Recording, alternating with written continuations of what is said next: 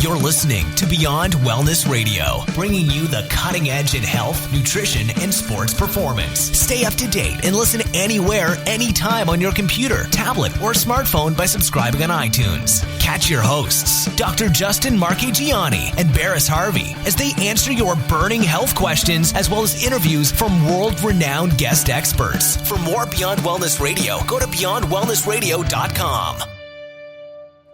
Welcome to another episode of Beyond Wellness Radio. I'm your host, Barris Harvey, here with Justin. How's it going, Dr. Justin? It's going great, Barris. How are you doing today? I'm doing very well.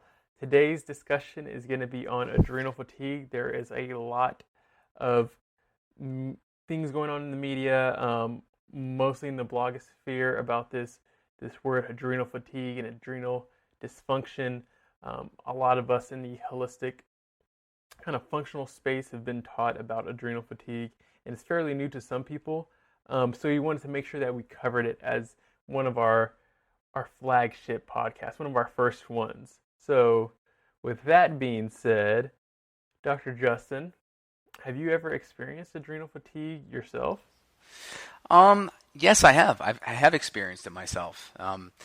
Typical symptoms you're going to see around adrenal fatigue are going to be just being tired, maybe higher chance of having allergies, inability to focus.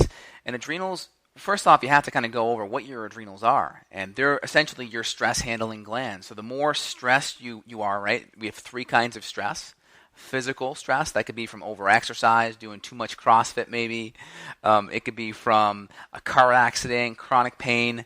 It could be from emotional stressors, right? Financial stuff, relationship issues, divorce, kids, the whole nine yards. It can also be from the most insidious stressors, which are hidden stressors or chemical stressors, from foods, from food allergens, from chronic infections, from toxicity, from blood sugar imbalances. So all these things can contribute to adrenal fatigue. And yeah, I have had it in the past. And I've had my adrenals assessed, and I use various herbs and nutrients and adrenal support to help push and support kind of my adrenals back to balance, kind of like you would give someone a crutch if they broke their ankle. Mm-hmm. Quick question. Is there a difference between fatigue and being exhausted and adrenal fatigue? Yeah, it's a great question. So there's a couple different phases of adrenal fatigue. I try to keep it down to three phases. Technically, there are 7 phases of adrenal fatigue. So first off, let's just look at what conventional medicine kind of thinks of adrenal fatigue. They see it as there's a hyper-functioning adrenal, right, state, ideally known as Cushing's disease. And then there's a super, super low-functioning adrenal state known as Addison's disease. So JFK, former president, had Addison's disease. And then you see Cushing's disease as that condition where you get the really big moon face, you have increased risk for diabetes, you have the big hump, like kind of the dowager's hump on the back almost because of the extra fat deposits from all the cortisol. So in conventional medicine world, there are 2 states. There's like the hyper-functioning disease state and the hypo or the low-functioning disease state. And they don't really see anything else in between as a problem. So that's a big issue because if you go into your conventional medical doctor's office, what they say is, well, you don't fit the criteria of Addison's or you don't fit the criteria of Cushing. So they say, it's all in your head, go home. And what they're saying is, we don't have ways and methods to assess you in a more sensitive manner. So go get sicker, and then maybe someday you'll fall into that state of Addison's disease and we'll be able to pick you up on a lab test. But most people will never get that bad. So to answer your question, I kind of went about it a roundabout way. There are 3 main phases of adrenal fatigue. There's the first phase. Well, let's look at normal first. We have normal rhythm, which is a high, low to lower to lowest cortisol rhythm throughout the day because your cortisol fluctuates highest in the morning and then drops lower throughout the day. Highest in the morning to get you out of bed so you have energy in the morning, and then it drops throughout the day so you can go to sleep. As cortisol drops, melatonin increases. That allows you to sleep. So if you have high cortisol in the morning, if you have high cortisol at night, that's going to affect melatonin and you won't be able to sleep. So we look at cortisol from that high to low to lower to lowest pattern. And if you go too high, that's what's called stage 1. If you start dropping back down, but your rhythm goes off, so you're not that nice high to lower to lowest type of pattern, but the rhythm goes off, that tends to be a stage 2. And then in stage 3 adrenal fatigue, we start seeing less cortisol being pumped out, we see potential rhythm problems, and we also see our sex hormones start to decline as well. So stage 1's that like hyper functioning. Stage 2, it starts dropping back down to normal, but we start seeing rhythm problems throughout the day. And then stage 3 is we start seeing suppressed rhythm, but we also start seeing a drop in our sex hormones. Does that answer your question, Barris? Yeah, so what it's looking like is that we're under a normal state, and this should be matching our circadian rhythm, correct? Correct. So our cortisol rhythm essentially runs in stride with our circadian rhythm because it's all light-based, right? Cortisol highest in the morning with light, lowest at night. Darkness stimulates melatonin. Melatonin and cortisol are on this yin and yang type of cycle. Cortisol has to be low for melatonin to go up. And melatonin's lower in the morning, so you're not sleepy. Mm-hmm. These antagonist hormones, that's also the sex hormones as well, right? So like your growth hormone and testosterone and whatnot, those are also going to get secreted more so at night when your body's repairing itself. Yeah, you're going to see higher amounts of growth hormone between 10 p.m. and 2 a.m. And from what I understand, testosterone is typically highest in the morning for men. That's why you tend to see. That's why you tend to see men wake up with morning erections if they're healthy. Yeah, definitely. So, what it seems to be the problem is a lack of adaptation. Correct? So, well, stage 1 is probably a correct adaptation if you're under a certain amount of stress, and I guess after a while, your body not being able to handle that certain amount just starts to break down. Yeah, kind essentially. Of what I'm hearing. Yeah, essentially. So this whole general adaptation model was created by Hans Selye. I think he was an endocrinologist, a stress-based endocrinologist in the 50s and 60s, and he kind of created this model of, we have this normal functioning state, we go into a hyper-functioning state, we drop into this state we have aberrant cortisol rhythm, and then we drop into this fatigue or alarm state where our cortisol rhythm is now suppressed and our sex hormones start becoming depressed as well. That's kind of the whole general adaptation syndrome that we're seeing here. The big issue is we used to think that this was caused by fatigue of the gland. So kind of like what we'd see with type 1 diabetes, where the pancreas literally wasn't able to produce insulin. We used to have that philosophy with the adrenal glands, that the adrenals are somewhat in a fatigue state and it just can't produce the cortisol. And that may be true at some level, but what we're seeing is more of a brain, an HP, a hypothalamic, right? Hypothalamus pituitary in your brain, basically talking down to your adrenal glands. And they produce these different compounds known as ACTH, which is adrenal corticotropic hormone. And that basically talks to your adrenals. And what we're starting to see is a disconnect, right? So the glands talk back and forth. And the analogy I give is imagine a thermostat in a house, right? The thermostat's set at 70 degrees and the temperature goes up to 75 degrees. What typically would happen in your house? Wait, what did you say? I was looking down at my notes. Sorry about that. No problem. So the thermostat's set for 70 degrees in your house. The temperature goes up to 75. What would the thermostat typically tell your house to do? Thermostat would adjust. Yeah, it would tell the furnace to start kicking on the central air to bring the temperature down, right? And then vice versa. If the temperature dropped below 70, it would tell the heat to bring it back up. So that's the same thing that's happening in your brain. They call it negative feedback loops. So when we have perpetual, continual stress, those feedback loops break. And we don't have the communication. And the analogy is you're in your house, the thermostat's set for 70, the temperature's at 75, but the central air isn't kicking on yet. And why?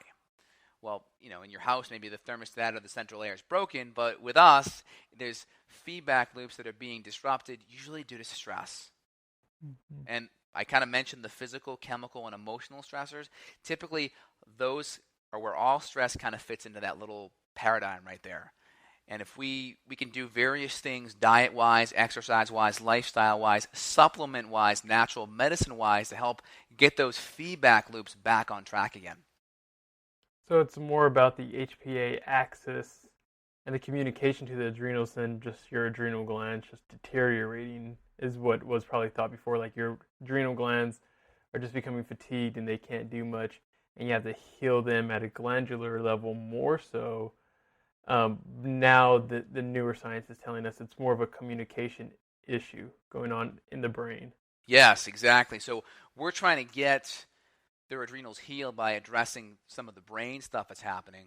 But at the same time, I do find patients do better when we do the brain stuff as well as the adrenal stuff at the same time. Mm-hmm. Definitely. That makes a lot of sense. Now, were you going to say something? I was going to say the analogy is, well, let's say someone hurts themselves doing an exercise at the gym the wrong way, right? Well, the underlying cause is what? It's the poor form, right? So we're going to make sure we go in there and change how they're doing that exercise. But in the meantime, there's still issues with that muscle. So we may do things to help that muscle feel and heal and palliatively feel better and just perform better in the meantime. It may not be the underlying cause, but as long as we're addressing the underlying cause and the actual area that's injured, then we get the patient better faster. That's kind of the key thing. I want to make sure patients can heal fast. Okay, cool. So it's somewhat of addressing the underlying cause as well as somewhat giving alleviation to the pain, because nobody wants to hear, oh yeah, you have adrenal fatigue, take these supplements, you'll get better in about 6 months. Like, no, we're going to need something in the meantime to help boost you to where you want to be, because being stressed out is stressful, or being exhausted is exhausting. Yeah, and I've kind of learned this just by putting myself in my patient's shoes and being there myself, is you want to feel better fast. But at the same time, let's face it, if you really want to feel better fast, let's just put a line of Coke on the table, right? You're going to feel better real fast. Right. But that's not sustainable. It's not going to support healing long term. So we want to do things that are in alignment with our physiology and are supporting how we feel in a natural way without stimulating. It's like you have a horse, right? You can either whip the horse, which is like doing these synthetic drugs, or you can dangle a carrot in front of the horse and give it a gentle nudge, right? Which is more supportive in the long run? So we use natural things to help support and motivate the horse in the long run while fixing the whole upstream type of imbalances that are happening in the brain. And the diet and lifestyle is key for long-term success. Yeah, definitely. I've heard some arguments that this was all just made up stuff and there's no evidence, and which I clearly don't think is true. But I've often seen some people that might be kind of hypochondriacs and might just not even be eating enough food. How many times have you seen people possibly confuse adrenal fatigue and just lack of calories, or just being exhausted because they're either exercising too much or just not eating enough? Got it. So essentially we have specific lab testing where we can see how your adrenal glands are functioning. We can look at your cortisol rhythm throughout the day. And so when you know what your adrenal glands do, let's first break down what your adrenal glands are doing, and then I'll come back to your question and tie it in, just so the listeners have a little bit of context. So your adrenal glands pop out what's called glucocorticosteroids. It's called cortisol, right? So we break that word down. Gluco meaning it helps regulate blood glucose and energy. That's important. The last part is corticosteroids. That's basically a sister or a cousin of cortisone.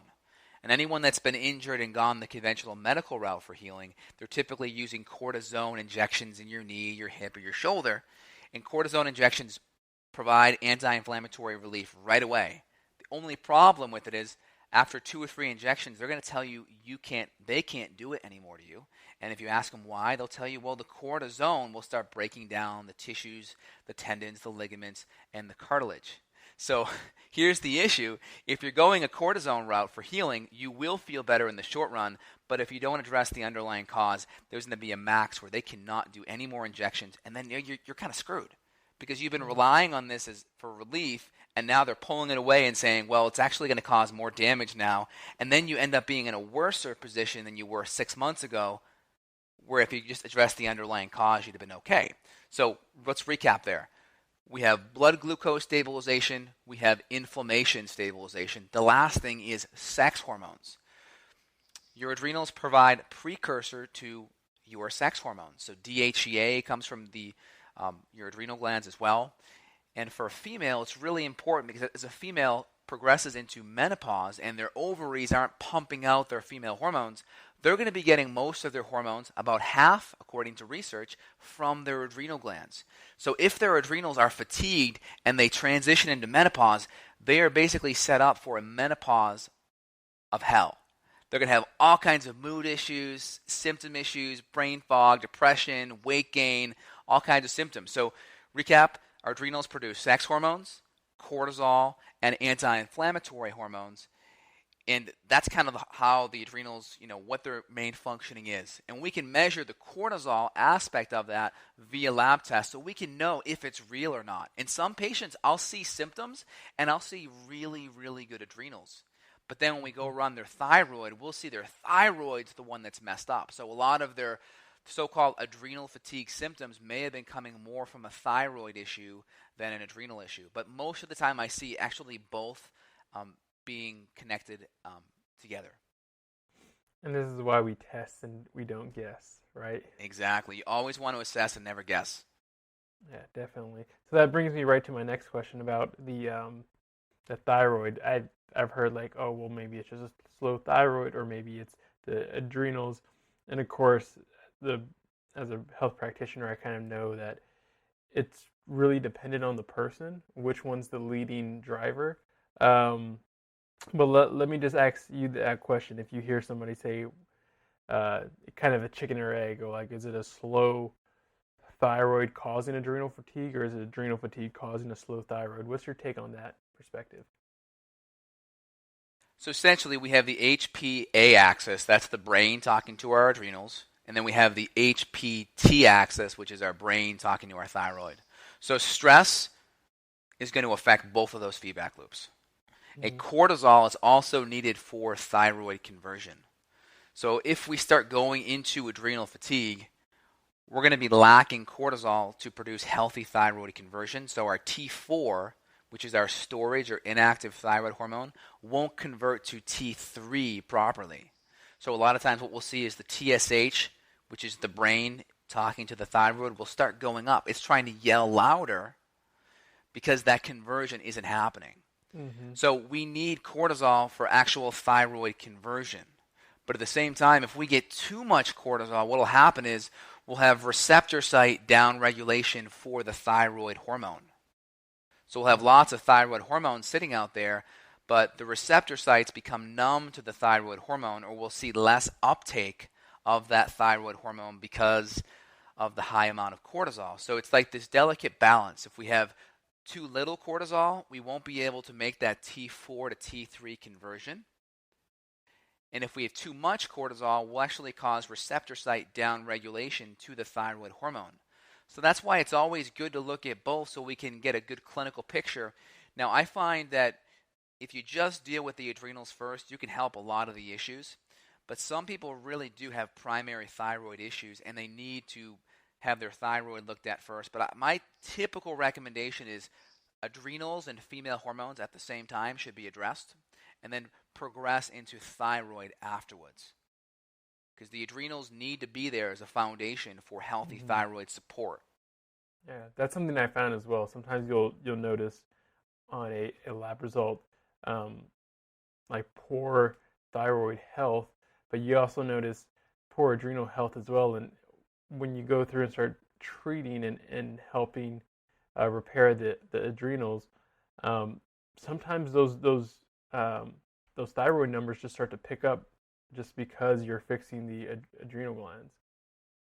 Exactly, and many people are autoimmune thyroid, and there's usually an infection component to that autoimmunity, whether it's Lyme disease or Yersinia or H. pylori or various bacteria or fungus or different parasites can be creating that inflammation that's disrupting, these feedback loops. So a lot of times we have to dig a little bit deeper, and people actually find they get better when a lot of these infections are removed, and that can kind of be the hidden barrier to people just improving their health.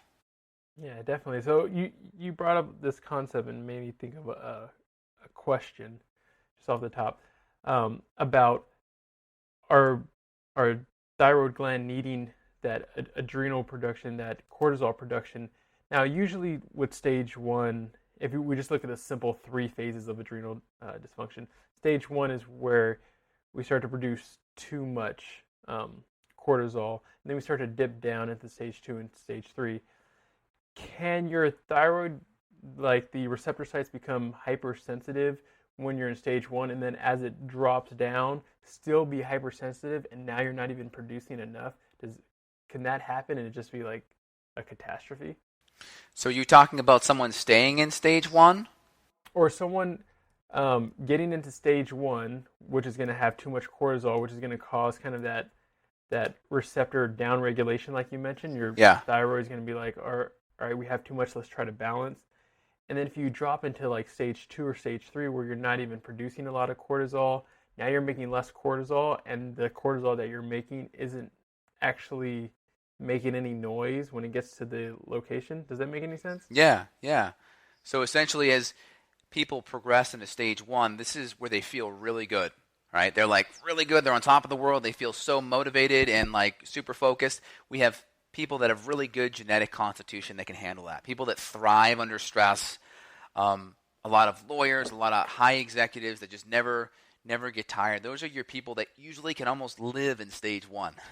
Now, it's not a good thing because cortisol is damaging to the brain in higher amounts.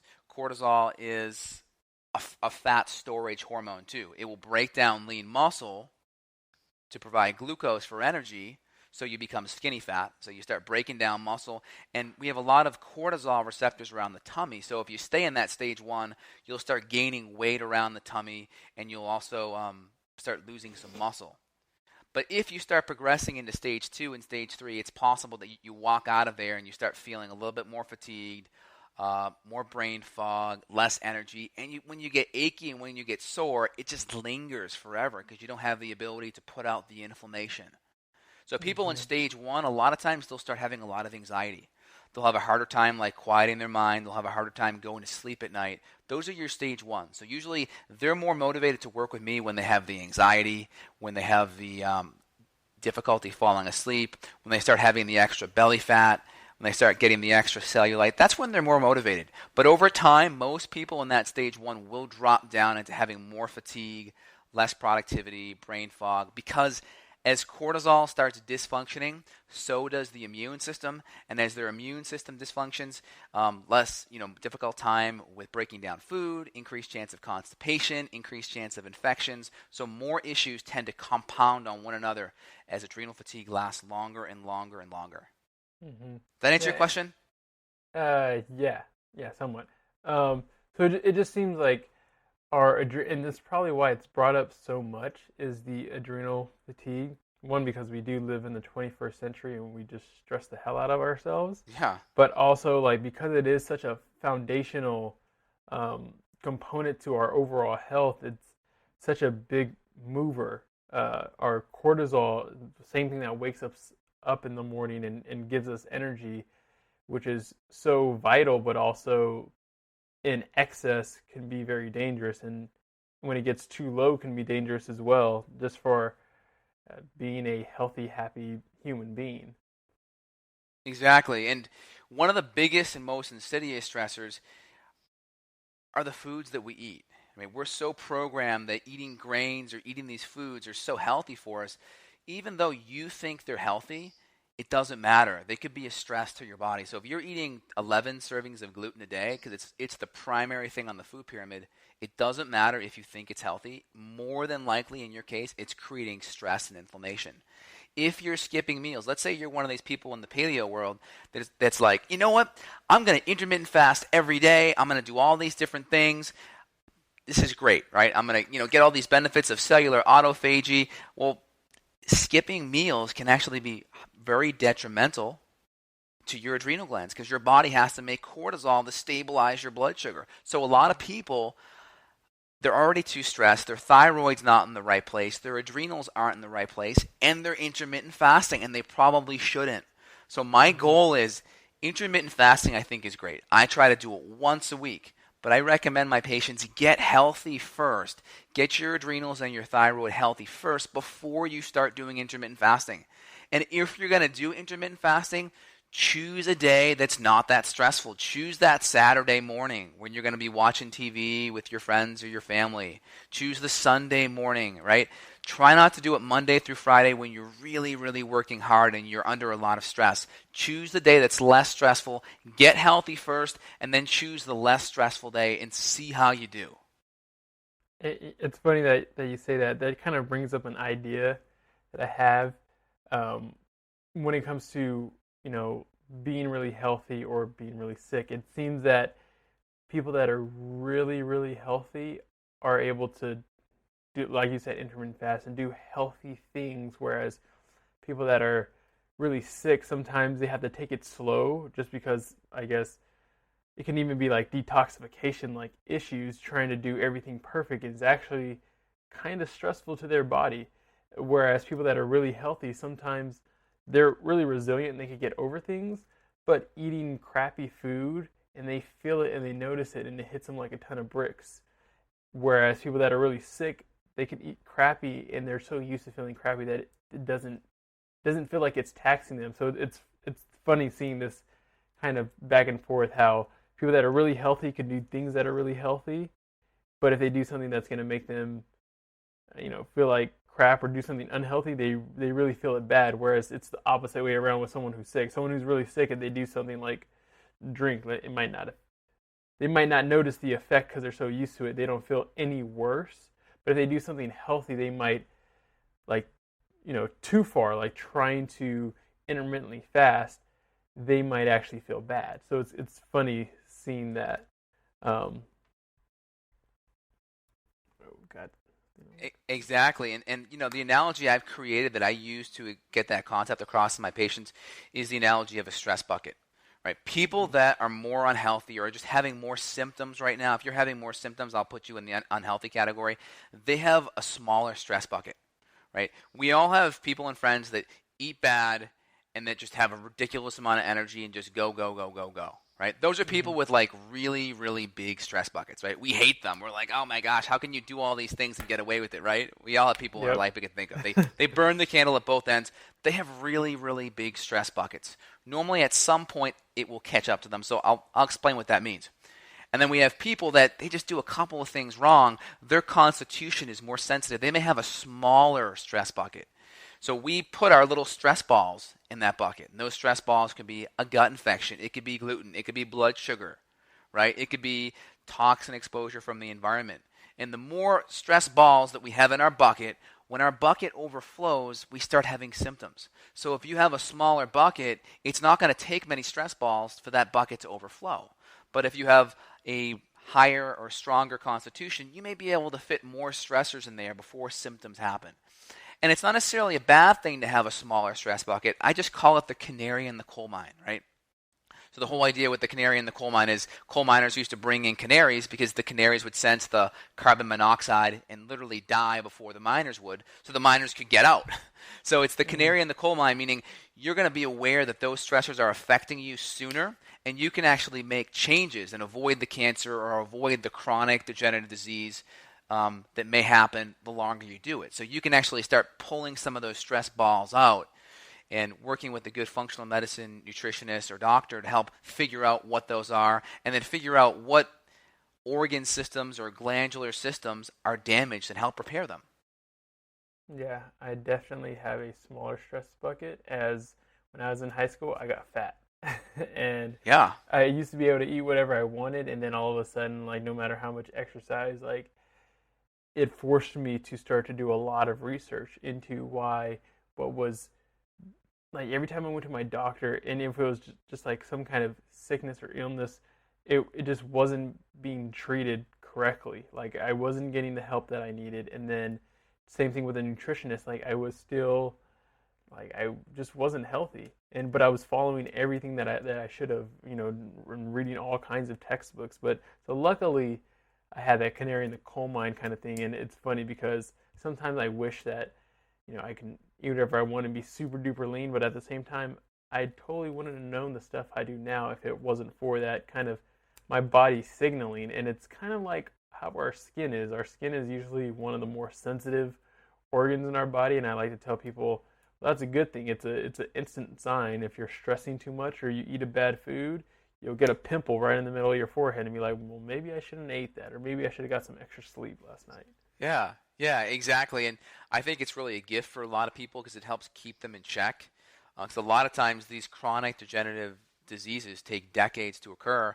And if you're not having enough symptoms to push you and motivate you into making a change, you may think what you're doing is okay. And you may not know until you have some type of devastating diagnosis come up. And then you're like, oh crap, like now I got to make a change.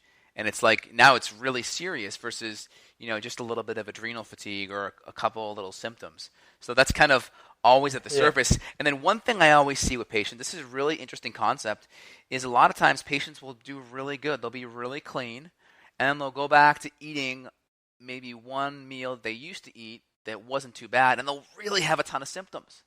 And it's like, whoa. And the analogy I say is this, right? If you drank a 12-pack every day in college, right? It's going to take you more alcohol to get buzzed. It's just the way it is, right? Mm-hmm.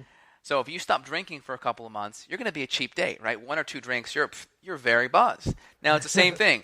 It's like you may have an alcoholic, right? A friend that may be an alcoholic or excessively drinks. They're going to have to drink a lot of alcohol to get drunk. And just because they need more alcohol to get drunk doesn't mean their liver is healthier than you. You're not putting any of that junk in there. It just means that their tolerance is higher. So what's happened is you are so much more in tune with your environment. You're much more sensitive that you have less tolerance to these things because you're able to listen to your body. So don't think of it as when you make these changes, you're becoming more unhealthy when you have a reaction. It's becoming you're more in tune and more sensitive. And it's really a good thing. Yeah, definitely. It's really good to be in tune with your body and let your body kind of give you that instant signal. It's almost like it's funny, analogy I like to use to people, just because a lot of athletes that are genetically gifted or have a higher stress bucket, they can eat like crap and look amazing, right? And a lot of times people just look up to these people and like, well, look, they eat like crap and look at their body. And I like to tell them, well, their body is like a Ferrari. And just because they drive it recklessly doesn't mean that they can get into an accident. Right? It doesn't mean that like they're driving it the correct way. And maybe I have like a Toyota Camry or something like that, and it's not the best. But if I start to drive and drift and stuff like that, all of a sudden that light comes on, the maintenance light or the gas light or something comes on to say, hey, don't do that to this car. And I'm like, okay. And so it gives me that response fast. And the same thing, like maybe the Ferrari, you can drive crazy for a long time, and all of a sudden, you then and eventually you might see some problems go down the road. Exactly, and I see that with a lot of patients where they'll compare themselves to other people. And I'm a big fan of the 80-20 rule, right? That's the Pareto principle. If you do good 80% of the time, you can cheat 20% of the time. And with some people that are really healthy, and they have a decent constitution, they may be able to do that. But, I've updated my stance on that because there are some people that are very sensitive and are genetically the canary in the coal mine, and they may not be able to cheat 20%, may be able to cheat 10%, or maybe barely at all, right? I have some celiac patients that if they just have even the tiny bit of gluten via cross-contamination, they are literally in bed the next day. So, I mean, like, how do you go to them and say, well, moderation and balance? Nonsense. Like, it has to be an individualized approach. And if you're healthy and if you have strong adrenals and you have a good genetic constitution, yeah, you could probably do 80-20, and maybe you could get some gluten in there every now and then, but maybe not. Like myself, I have an autoimmune thyroid condition, so I choose to never put gluten in my system, ever. And I'm not willing to compromise on it. And some people tell me, well, you know what, you're too... you're too intense, or you're too religious about it. It's like, no, I just want to feel good, and I know what my body needs to feel good.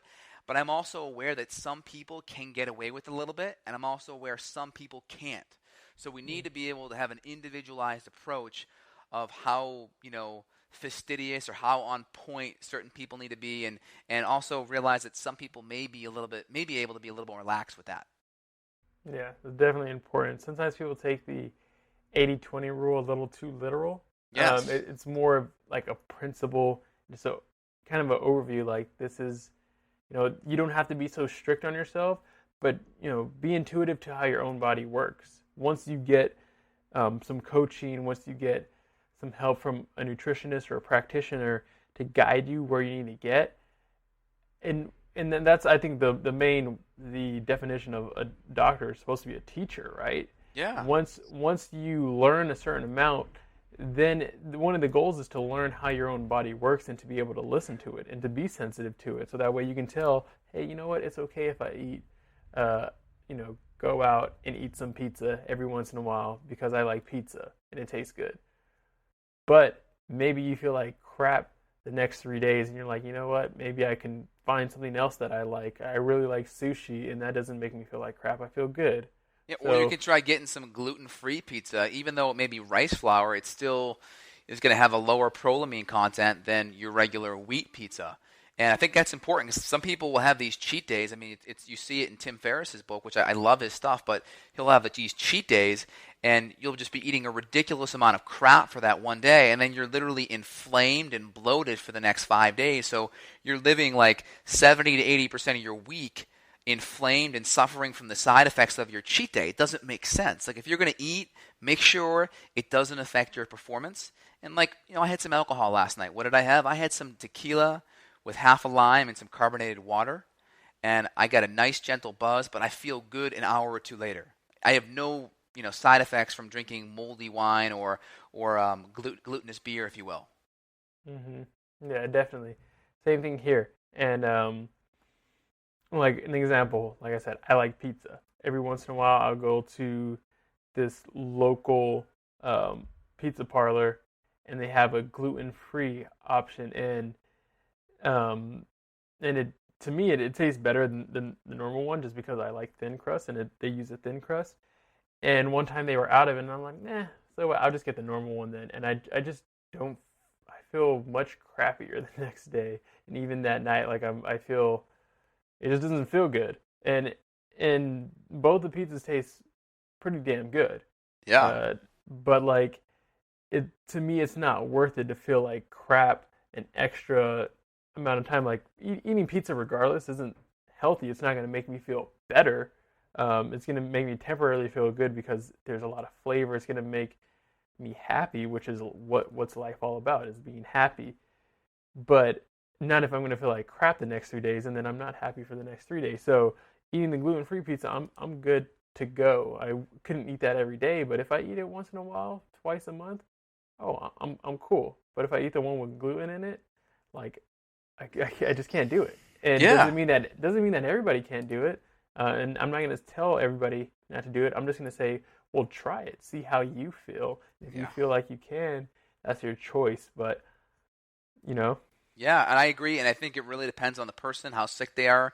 And my thing is this: get clean first. You don't realize how dirty you are until you get really clean. And what I mean is really do a 30 to 60-day challenge, cutting all of these things out 100%.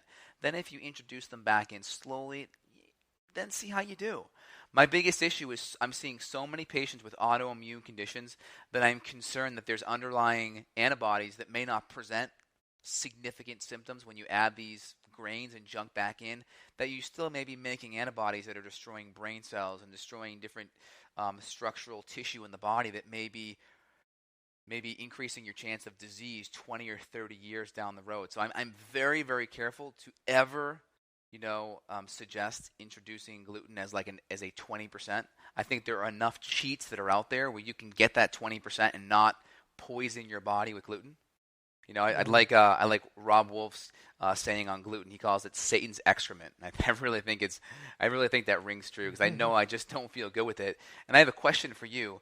What are your favorite gluten-free treats that you get that mouthfeel, you get that high palatability, you feel good, you feel like you're cheating, but you don't have the deleterious side effects afterwards, and you're not inflaming your body? What are your favorite? What are your three favorite, Barris? Let's see. I like to cook. If anybody follows my Really Healthy Now Instagram, they know I love to cook. I take culinary classes, and I think one of the biggest things is being able to cook. I love banana bread. Like, banana bread tastes awesome. What kind of flour do you use? I usually use coconut. Great. Sometimes almond. Gives a little better feel, but I can put some almond butter in there, and oh yeah, that tastes amazing in it. And I usually the way I make it, it has the same consistency, almost like actual banana bread. So it's not just like this crappy paleo version. Um, Paleo Bakehouse, give a shout out to them. Has really good like brownies and cookies. I don't myself eat them often. My girlfriend really likes them, and they taste really good. And I don't feel we don't feel like crap after. What else do we like? If we can get a really good, high quality, local, organic ice cream, I'm not a big fan of ice cream really, but my girlfriend loves ice cream. And if you get one that's not made with a bunch of sugar, like you can make it at home if you can get an ice cream maker for $40 and use like coconut oil and eggs and butter and a lot of fat and maybe some stevia and xylitol and vanilla, and it tastes really good. And there's not really a lot of sugar in there, and it is basically mostly fat. That's Um, great. but yeah, those are like some things that taste really good that are like sweet treats. That's great. I'm Um, gonna share. anything Go with ahead. dark chocolate too. Yeah, I like that. I'm gonna share my favorite three right now, if you don't mind too. Yeah. So my favorite three is one. If you're at Whole Foods, there's this brand called Hail Marys. I love them. Yes, that too. The tarts are amazing because if you look at the back of the ingredients, it's really, really balanced. You get about 30 grams of fat coming primarily from coconut oil, so it's a really good fat, healthy brain fat.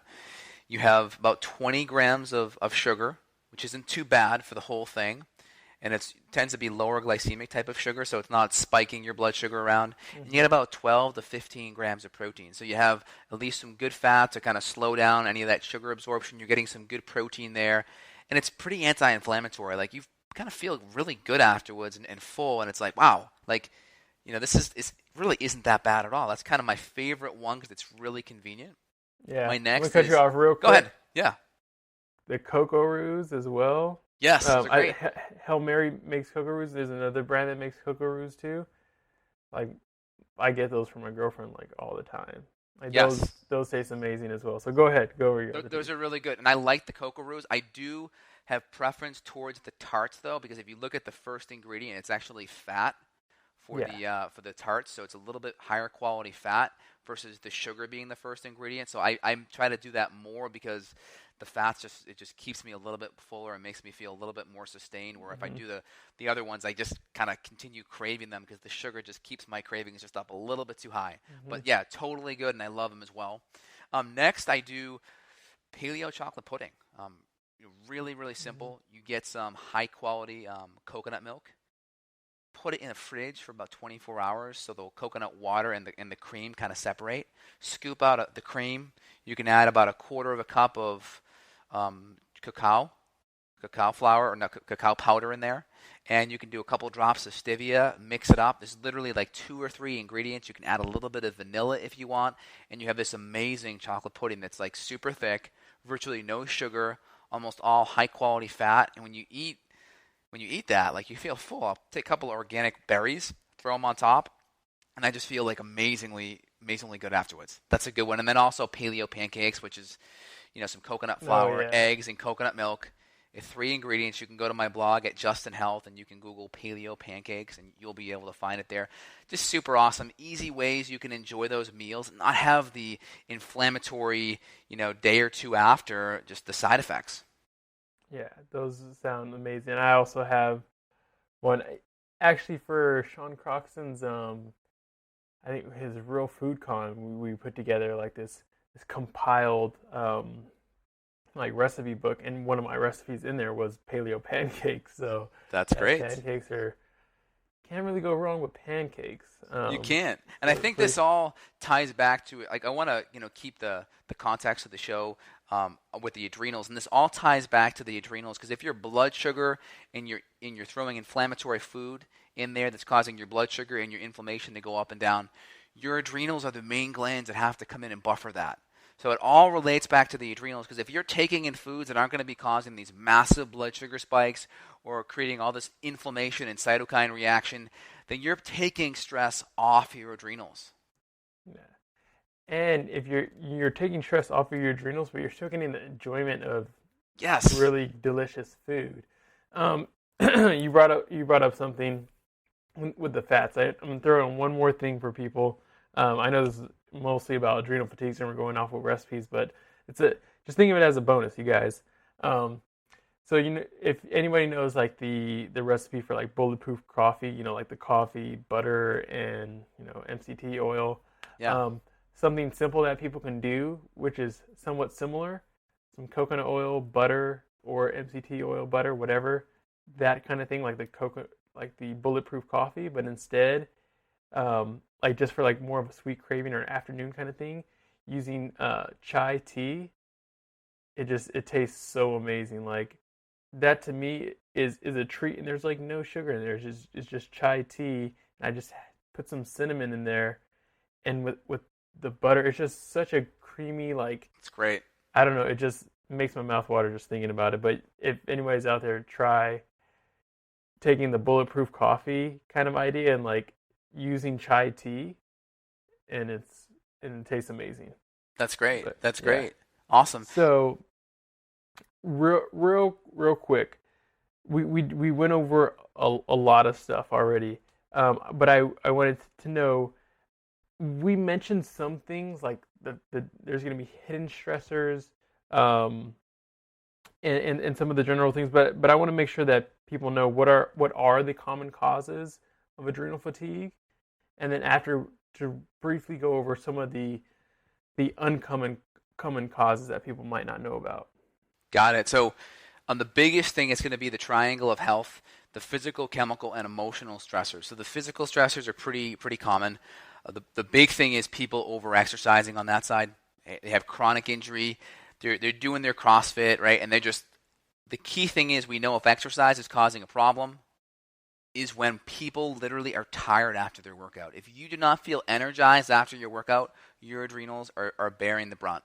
If you do not feel like you can do the workout all over again, your adrenals are bearing the brunt. So if you're on the exercise front, make sure you answer those two questions correctly. Are your workouts causing you to feel energized?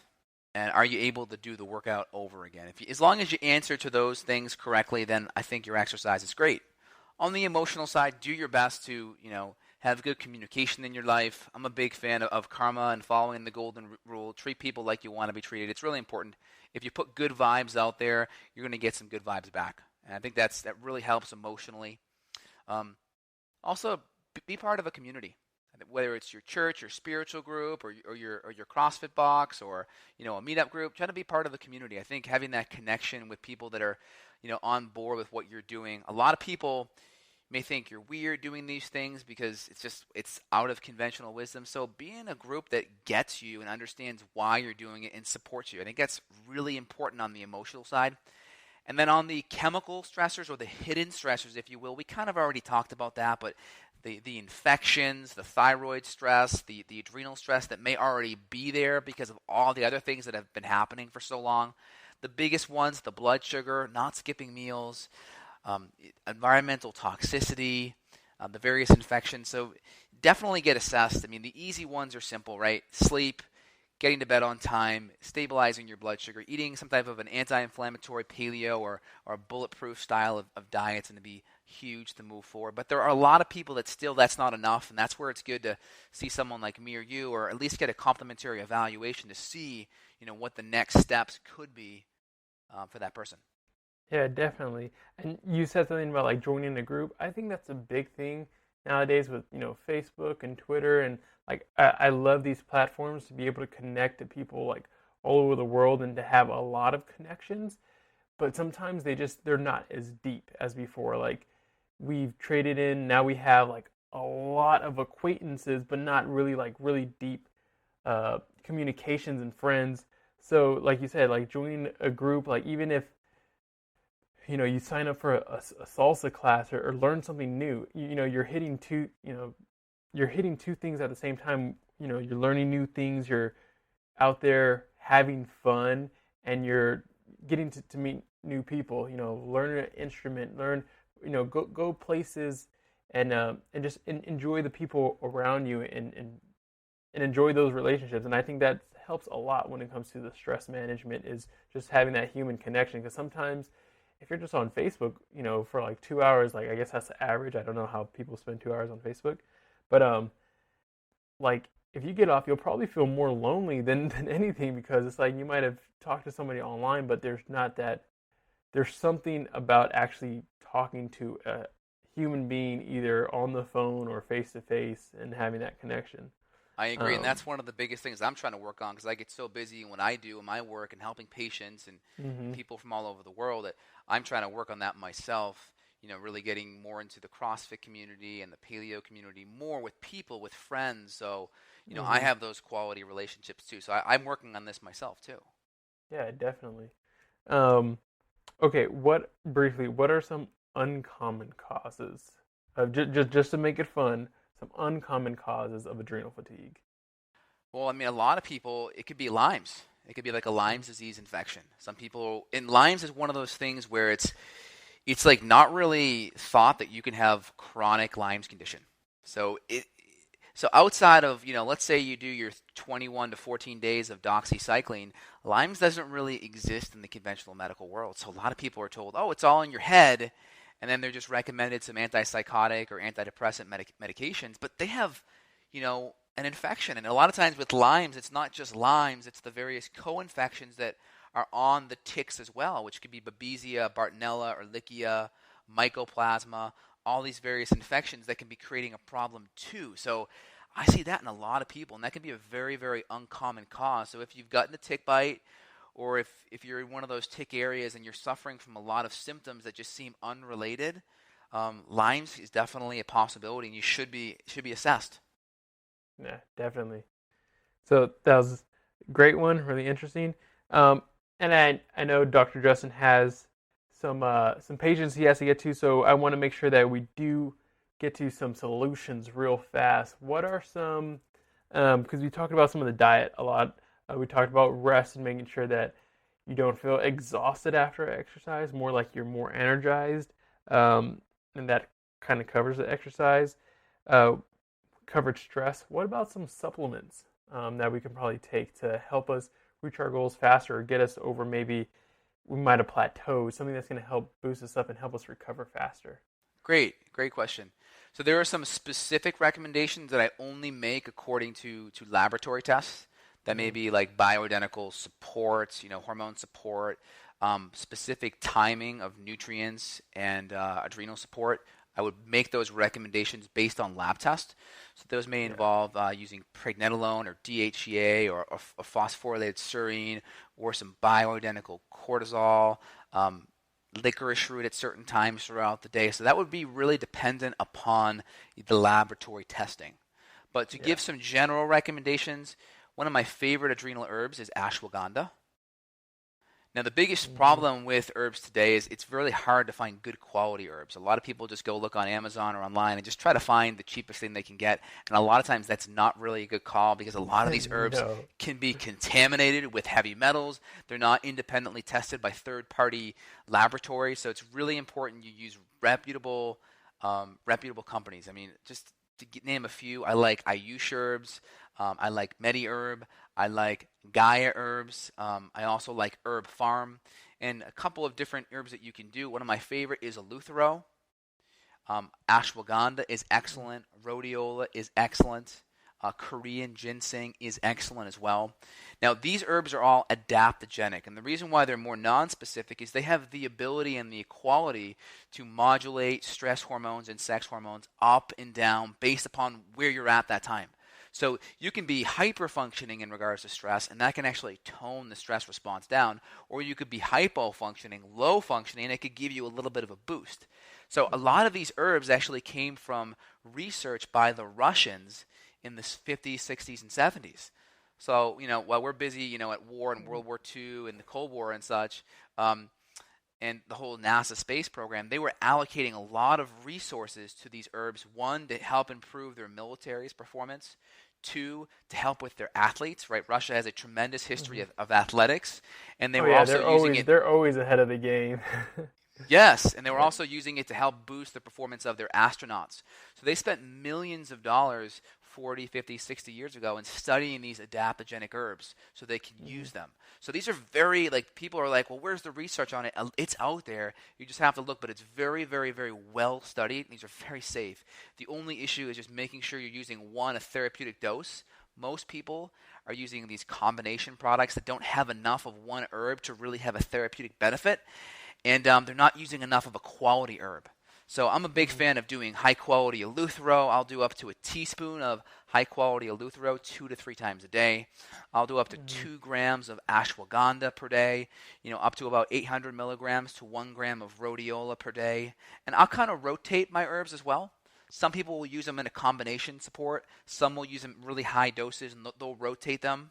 Like eleuthero is known more for stamina and immune function and sex hormone output, where ashwagandha is known more as an anti-anxiety, sleep support, stress management.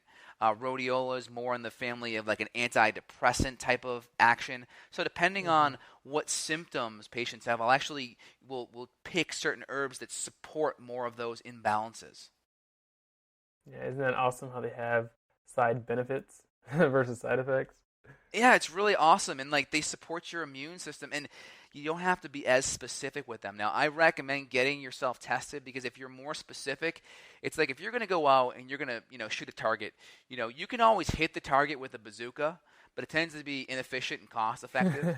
That's inefficient and cost ineffective. Or you can pull out the sniper rifle and really just, put that bullseye right in your sight and hit it right off the bat. So the testing gives you that ability, and plus it gives you the ability to time things in there more specifically. Because when you use the timing mechanisms, I find you can reset that whole HPA or HPT axis better and more efficiently. Yeah. I really like Gaia Herbs and Herb Farm too. I use them often. Another one that's really good is a company called Tian Chi, or that's not the company name, but they make something called Tian Chi, and it's a packet of herbs. And if when you grab the packet, you'll notice, oh wait, there's actually like a lot of stuff in here. And so they have really good herbs as well, and that works amazingly well for mental clarity, as well as a lot of adaptogenic herbs in there as well. And like you mentioned before, if you're getting them from the not, and it's always kind of hard, and we're going to do a podcast on this in the future about not all supplements are created equally, but especially with the herbs, if you're getting cheap herbs, like they probably sat in a bin in China for like 10 years maybe less if you're lucky. But like, yeah, a lot of herbs are coming from China that aren't really like regulated, so it's important to make sure that you're getting it from a good source. And with the whole issue with radiation in those countries and the lack of standards with pesticides and chemicals and heavy metals, you may get a lot of stuff that's super tainted, and it actually may be more stressful putting that in your body than actually just avoiding it to begin with. Yeah, and that sucks because you're paying Yeah. to get better, and you're getting worse. There's actually labeling problems too with Amazon. A lot of companies are actually smacking labels on products of good supplements, but they really aren't it. It's some inferior product with the label that everyone knows on it. So you have to be really careful if you're buying it on Amazon. I buy directly from the manufacturer, so I can guarantee to my patients that they're getting what they're paying for, versus it can be a crapshoot on Amazon these days. There's a lot of articles out there on that, so feel free and Google that just to know that there's some facts backing that up. Yeah, make sure you're getting it from the company. If you're going on Amazon, it does tell you who it's sold by. Yes. Oftentimes, it might not be the actual company, so make sure if you're buying, I guess, for example, now on Amazon, make sure it's buy now and not buy somebody else. Because, you really, like, for example, Gaia Herbs, like, you can actually track your exact product and where those herbs came from. So those are the kind of companies that you want to work with, ones that are transparent and able to show you, look, this is exactly what we do, because they're not trying to hide anything. But yeah, I think that was an awesome podcast that we just got to record for you guys. And again, if you guys have any questions for Dr. Justin or myself, you can go to beyondwellness.com/questions and go ahead and submit any questions you have for the podcast. or if you wanted to work with any of us on a deeper level, so that way we can get you to perform better, to feel better, and just be awesome in any facet of life. Is there anything else you wanted to add today? Yeah, I think it's really hard for the average person that that only has their N=1 experience to navigate this. It can be a little bit difficult. It can be a little bit overwhelming. So if you're in that position where you don't quite know where to start, definitely reach out to myself or Barris. I mean, right now my clinic's booked out about 1 to 2 months, but I for right now, and I'm not sure when the show goes live if that will still be the case, I am offering some complimentary consultations. So feel free, check it out. Nothing to lose. Everything to gain, so you at least can get some free information and figure out what the best next steps are to move forward. Again, it's not about working harder, it's about working smarter. So I really try to navigate an intelligent approach for my patients so they can get results efficiently and effectively. Yeah, definitely. You can always drop me a line as well, see what we got going on over at Really Healthy Now. And so hopefully everybody enjoyed this. Leave a review on iTunes. You can also make sure that if you have an iPhone, like download Stitcher. Like Stitcher is an awesome app to use. That's what I use for most of my listening. We're also going to have this stuff on like YouTube for you guys. So thank you, Dr. Justin, for providing us with this awesome information again. Thanks, Barris, for making the show happen here today. And also, anyone that can see their friends or family benefiting, feel free and share it on Facebook or Twitter and such. Yeah, this is our last-minute shameless plug area. So everybody, make sure you share this as much as possible because it helps us get the message across. So thank you, everybody, for listening. See you guys next time. Thanks, Barris. Got a question for Dr. J? Go to beyondwellnessradio.com/question. Then tune in to hear the answer. Also, if you like the show, review us on iTunes. For more Beyond Wellness Radio, go to beyondwellnessradio.com.